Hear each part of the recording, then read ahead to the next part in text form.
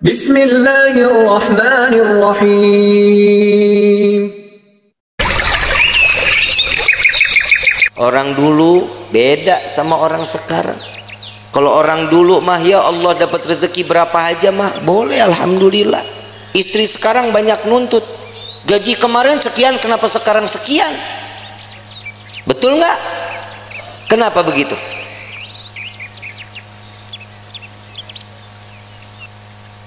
Urusan rezeki siapa yang kasih? Kenapa mintanya sama suami? Mintanya sama Allah, tapi doanya di samping suami.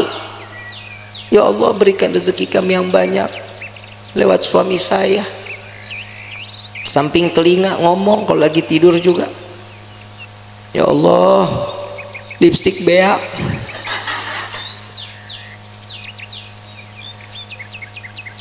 Itu suami pasti mimpinya nggak bagus. Rumah tangga itu dijalanin, bukan dipikirin. Betul nggak? Jalanin rumah tangga. Ya ada kerikil-kerikil rumah tangga, ya wajar. Kita jalan aja kadang suka ada yang bolong jalanan. Betul? Saat dimana kerikil itu ada, itu pembelajaran bagaimana caranya kerikil itu hilang. Ambil sapu, singkirin. Jangan ditimbun, bakal jadi gede. Orang lewat susah. Yang namanya rumah tangga itu jalanin. Jalanin semata karena apa? Karena Allah, cari ridho, selamat, imannya juga dipakai. Yang namanya manusia itu ditegur lewat perkataan Allah. Takwanya yang diingetin. Kenapa? Karena pernikahan itu wajib dijalani dengan ketakwaan, dengan ibadah kepada Allah.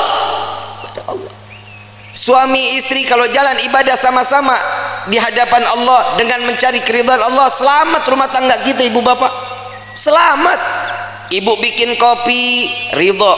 Ya Allah, saya ingin bikinin kopi buat suami saya. Jangan dicampur sianida. Pai. Bikin karena ridho, kehidupannya apapun senyum. Tadi saya bilang, jangan takut saat nanti setelah pernikahan rezeki kalau Allah lagi kurangin, terima aja.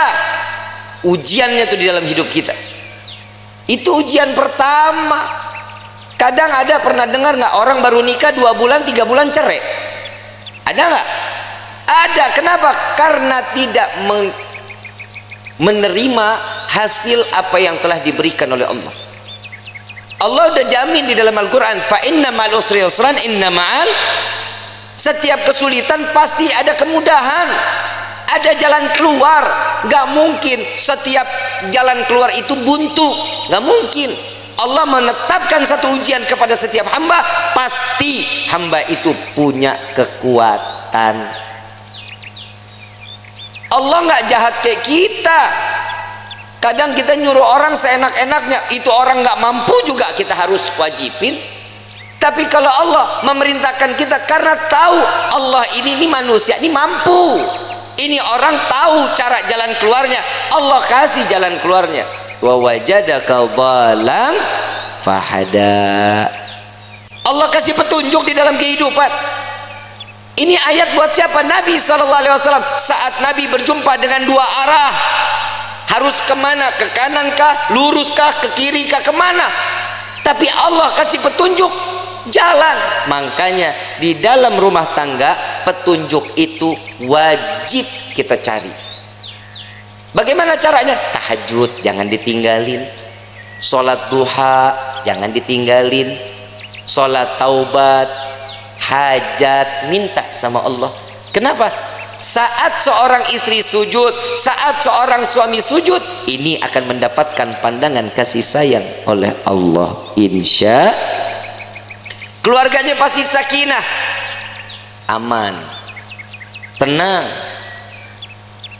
Yang kedua, mawaddah. Mau apapun kendala di dalam rumah tangga tetap ngegemesin. Tahu ngegemesin? Bercanda tuh di dalam rumah tangga harus. Suami istri jangan tegang-tegang. Cuman nanya, gaji berapa sekarang? Lu berapa? gue sekian, banyakan gua. Jangan. Saling bercanda. Bagaimana sekiranya yang dilihat istri suka, suami suka. Ada kisah ini, Sayyidina Ali karamallahu wajha, menantu Rasulullah sallallahu alaihi wasallam, pernah ada konflik saat Siti Fatimah berbicara. Saat Siti Fatimah berbicara itu, Sayyidina Ali ngerasa tersinggung, wajahnya berubah, gak seneng, tapi gak berani untuk ngucapin. Sayyidina Ali, kenapa? Karena memandang, ya Allah, ini anaknya Nabi, saya marah, saya takut dosa. Enggak dibicarain, tapi masang wajah berubah. Siti Fatimah sadar, salah ucapan saya, minta maaf. Langsung minta maaf sama suami. Gak dijawab, keliling sambil nari-nari. Sambil nari-nari. Begitu selesai nari-nari, bikin lucuan, sampai Sayyidina Ali tertawa, senyum. Maka disitulah Siti Fatimah datang kepada Rasulullah sallallahu alaihi wasallam. Ya Rasulullah, tadi nih saya ngerasa ada salah bicara sama suami saya. Langsung mukanya berubah, Nabi ikut berubah. Belum selesai bicaranya Siti Fatimah, Nabi juga berubah. Kenapa? Hei, engkau tidak akan mendapatkan keridhaan Allah, engkau akan dilaknat oleh Allah. Tar dulu, saya sudah berhasil membuatnya dia tersenyum. Apa yang kau lakukan? Saya menari-nari, entah berapa puluh kali saya keliling-keliling di depan wajahnya, sampai keluar senyuman. Apa kata Nabi? Maka saat dia tersenyum, Allah buka pintu surga untukmu, maka Allah kembali ridha kepadamu. Pak, Bapak, esok kalau istri marah-marah, panggil topeng monyet, suruh main, suruh dia joget di depan kita. Jangan malu, Bu. Ibu punya salah, ngomong minta maaf. Nggak tahu salahnya di mana, tetap minta maaf. Bib, kalau yang salah suami, tegur baik-baik. Jangan didiemin sehari, 2 hari, 3 hari. Ini bahaya. Ini kadang di rumah tangga suka begitu tuh. Kadang kalau lagi ribut rumah tangga, main diem-dieman. Saya lagi bingung, ada suami istri kalau ribut diem-dieman. Lu tinggal serumah, lu diem-dieman, lu kayak anak kos. Yang namanya masalah di dalam rumah tangga, obrolin, jangan didiemin. Kenapa? Itu akan menjadi bom waktu. Setan gosok tuh hati kita. Setan masuk ke dalam pikiran nih, kuping kita dibisikin terus. Jangan dikasih maaf, jangan, gak usah perlu minta maaf, jangan dimaafin. Itu pasti setan akan ikut campur. Kenapa? Setan gak bakal pernah terima ngelihat rumah tangga utuh karena cari ridha Allah. Setan gak bakal diam. Siti Hawa, Nabi Adam, romantisnya setengah mati. Romantisnya setengah mati. Laki-laki digoda karena siapa? Nabi Adam. Kita sampai hidup di dunia, Nabi Adam dirayu sama seorang istri yang bernama Siti Hawa. Coba ambil buahnya, tapi Allah bilang gak apa-apa, kan gak dimakan, dipegang aja. Dapat rayuan, Allah murka. Allah udah bilang jangan makan, jangan, gak deketin aja, jangan. Dipetik baru sampai di gigi, Allah murka, diturunin ke dunia. Coba kalau Nabi Adam nggak makan, nggak ngedeketin, kita hidup di sorga semuanya ini. Tapi kadang manusia suka nuntut macem-macem sama Allah. Kalau lu mau nuntut, nuntutnya Nabi Adam. Gara-gara Nabi Adam makan buah khuldi, kita jadi ada di walahar. Aturan kan kita di sorga semuanya ada. Gak capek-capek kerja, capek-capek nulis CV, ngajuin, kadang diterima, kadang kagak. S1 cleaning service. Kadang begitu. Kalau kita hidup di sorga kan nikmat, tapi inilah bagaimana kita bisa kembali ke dalam surga. Ujian dalam hidup itu yang membuat kita kuat di dalam iman kehadapan Allah. Suami mah perintahnya dikit, cuman ngasih nafkah yang halal, memberikan satu kebaikan, jangan mencontohkan suatu keburukan. Itu tugas suami. Istri pasar, masak, sajiin makanan, betul, ngurusin anak, rapihin rumah, betul. nyuci, ngepel, nyapu, nyetrika, banyak nggak kerjaannya? Emang elu tugasnya. Terus fungsinya suami ringanin beban istrinya, itu suami. Ayo begini. Yang namanya suami kalau lagi istri nyuci, suami yang ngejemur. Emang nggak ada suami yang begitu di sini? Nggak ada. Tukar tambah, Bu.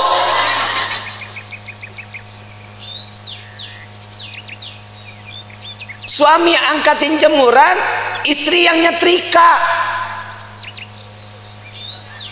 Nggak ada. Suami yang ke pasar, istri yang masak. Nggak ada. Ya derita lu dah. Ngeringanin beban istri itu salah satu pahala untuk suami. Minimal saat suami istri lelah, pundak kita berharga, Pak, buat istri. Saat istri mengadu, yang aku capek hari ini, sini saya, sini. Gak ada yang begitu, nggak ada. Berarti di dunia laki gue doang yang begitu tuh. Lah ngapa lu? Lah bini-bini gua. Ini fungsinya mawaddah, saling manja, gemesin. Tuh tingkah laku yang begitu aja ibu pada teriak. Kenapa? Gemes banget begitu. Yang ketiga, warahmah, hibur kehidupannya dengan kasih sayang. Pegangan tangan, rahmat. Allah turunin kasih sayangnya, rontok dosa kecilnya, pandangan-pandangan mata, cintanya makin tumbuh. Tapi Pak, jujur kita jadi suami banyak ngedoain istri, istri belum tentu doain kita, Pak. Lah emang benar, Pak. Boleh dipercaya mau enggak, bapak ntar tidur pandangan-pandangan mata. Yang namanya suami ngelihat istri, pasti di dalam hatinya, ya Allah, istri saya capek dari pagi sampai gini hari, belum ngurusin saya, belum apa-apa, ya Allah, kesian. Jadiin semuanya capeknya, lelahnya jadi nilai ibadah di hadapanmu, ya Allah. Itu suami doanya. Kalau istri ngelihat kita, Pak, lagi tidur pandang-pandangannya, elah laki gue begini banget, mana mata belok, hidung pesek, hitam, hidup lagi. Tuh istri begitu. Tapi ingat, Pak, semua apa yang dilakukan oleh seorang istri contoh dari suaminya. Bapak mau lihat istri wangi, bapak juga tampil wangi dong. Ya, jangan tiap hari pakainya 1000 bunga, 1000 bunga, 1000 bunga. Istri juga enak pakai yang kerenan gitu. Hahaha.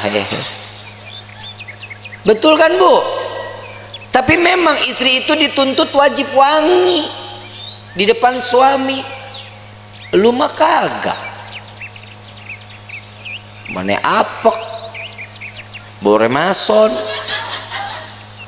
cap kampak, GPU, kan? Bu, jangan lu dah, Mayang aja. Mayang, ini kan malam pertama nih, cie. Yusuf, iya. Yeah. Ini dalam hatinya, Habib udahan ke. Mayang, tampilnya sebagaimana pengantin baru terus sampai mati menjadi pengantin baru. Ya, minimal kalau tidur nggak males pakai bedak, pakai lipstik. Ya, Sup ngomong, yang aku paling suka deh ngelihat kamu kayak gini. Puji. Seorang istri itu paling seneng, Sup, kalau dipuji. Yang hidung kamu tuh kayak baskom.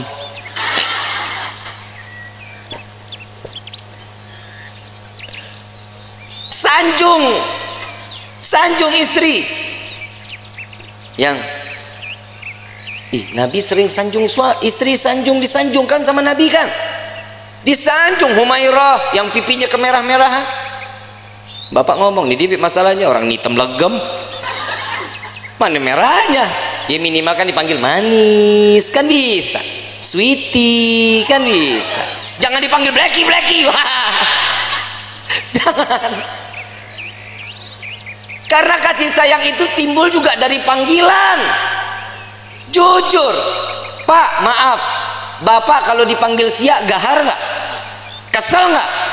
Dibilang manehna, kesel nggak? Saya ini seorang kepala rumah tangga, hargain saya. Coba kalau suami dipanggil sayang, besok uang jajan nambah, Bu. Dan laki-laki juga sadar diri, wajib ngasih tahu sama istri. Lihat Rasulullah nyanjung Siti Fatimah, Siti Aisyah saat lagi sholat. Siti Aisyah, Rasulullah lewat, ya Allah, terima amal ibadah Aisyah. Ya Allah, ampuni dosa Aisyah. Ya Allah, masukkan Aisyah ke dalam surgamu. Doa di hadapan Siti Aisyah. Siti Aisyah lagi sholat. Begitu selesai sholat langsung kabur. Ya Rasulullah, tadi aku dengar engkau doakan aku. Iya ya Aisyah. Gimana perasaannya? Wah, senang. Begitulah caraku mendoakan umatku, kata Nabi Muhammad SAW. Ternyata doanya Nabi Muhammad tetap buat umat. Kebahagiaan siapa? Umat. Makanya orang yang menikah itu mencontoh sunnah Nabi Muhammad sallallahu alaihi wasallam. Makanya ibu, yang namanya suami nikah jangan banyak aturan. Suami mau nikah lagi, kasih. Emang apa? Perih. Lebih perih suami ngelihat lo cemberut mulu. Betul Pak? Pulang dari pagi sampai sore ngelihat istri udah begitu aja modelnya, dari mulai bangun tidur sampai sore begitu. Muka demek, rambut berminyak, begitu dicium, ya Allah, bau kompor. Bu, mau suami betah di rumah, mau yang rapi dong. Kelihatan suami bakal pulang kapan? Mandi, rapi, bersih. Saat ngadepin suami, suami pulang ngelihat istri cantik, ya Allah, itu capek ditinggal di pagar, Bu. Nggak diajak masuk capeknya. Mah, kemon. Nggak ada cap. Kalau ini sudah di rahmatnya ini, rahmahnya ini kita jalanin, inilah yang namanya baiti jannati, rumahku surga, surgaku. Tapi kalau ini nggak ada, iman nggak ada, siap. Rumah jadi neraka. Rumah jadi neraka. Ibu bapak romantis suami istri, anak ngelihat senang, anak pasti akan contoh kelak nantinya dia bersama suami atau istrinya akan sama sebagaimana rasa kasih sayang yang dicurahkan oleh pasangan ibu dan bapaknya. Kalau anak tiap hari ngelihat orang tua ribut, besok anak begitu juga. Apalagi kalau ada bapak kasar sama istri. Nah, punya anak laki-laki, punya anak perempuan, besok tuh anak kalau udah gede punya psikologinya berubah, takut sama laki-laki, dia akan cari pasangan perempuan. Lah emang udah banyak sekarang yang begitu. Sebenarnya itu faktornya bukan hanya itu. Yang kedua, ada salah sama siapa dia bermainnya, sama siapa dia berkawannya. Makanya rumah tangga itu diisi dalamnya dengan iman, kenalin Allah sama nabinya, maka rumah tangga akan berkah. Ini ibu kagak sholat, bapak enggak sholat, anak dituntut untuk hafal Quran, kan PA. Nah, ibadah ya, jangan bikin ibu bapak masuk ke dalam neraka. Nah, lu yang mau dinerakain. Kadang orang tua juga suka egois. Dia ngarepin ini anak bisa nyelamatin dia, sekarang hidupnya dia semau-maunya.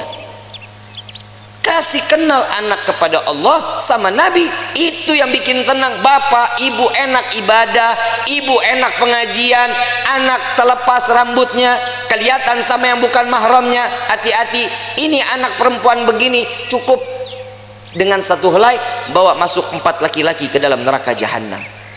Bapaknya, pamannya, baik itu dari ibu atau dari bapak, suaminya, anak laki-lakinya. Jangan jadi aman. Makanya saya selalu mengatakan, saat proses pemakaman, simak baik-baik. Untuk para alim ulama, para kiai, para asatid, saya ingin menyampaikan, untuk prosesi pemakaman, perempuan dilarang ikut di dalam proses pemakaman. Ngaji, makanya ngaji. Jujur kiai, jujur ustadz, ustazah, benar.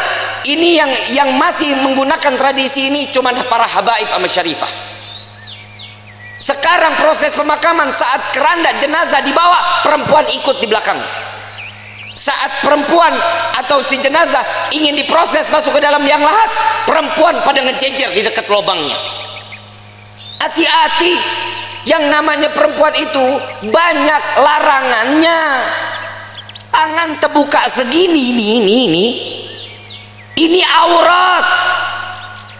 Ibu yang ngebuka aurat, jenazah yang disiksa.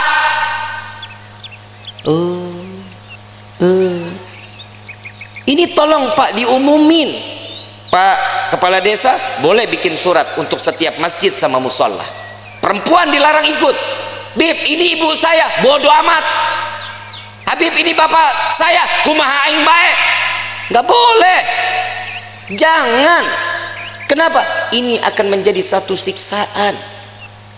Selesai proses pemakaman, laki-laki keluar, perempuan mau silahkan, mau ziarah, nggak dilarang. Tapi saat prosesnya jangan. Kenapa? Bikin repot. Belum nangis kayak orang gila. Bapak, ibu. Kalau suami yang meninggal nggak begitu nangisnya. Ya, jangan tinggalin saya. Buaya. Apalagi warisan banyak, senyum. Yang tenang ya yang. Mudah-mudahan diterima amal ibadahnya ya yang. Tuh kalau duitnya banyak. Ada laki-laki lihat, ini siapa nih yang nangis-nangis ngegerung-gerung? Oh, ini istrinya. Jandanya boleh juga nih. Ajang jodoh di depan pemakaman. Hati-hati ya. Kiai, Ustadz, tolong ini diumumkan di setiap majlis-majlis taklim. Ya Bu ya. Ya Bu. Ibu sayang nggak sama jenazah? Mau dia saudara, mau dia adik, mau dia siapa, biarin. Yang urus biar orang yang mahramnya laki-laki. Emang ibu ikut gali kubur?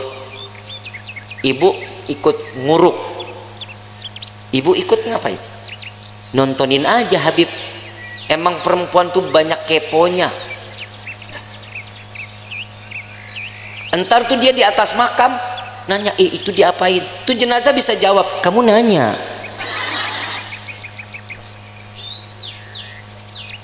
Bahaya ya. Jangan ya Bu ya.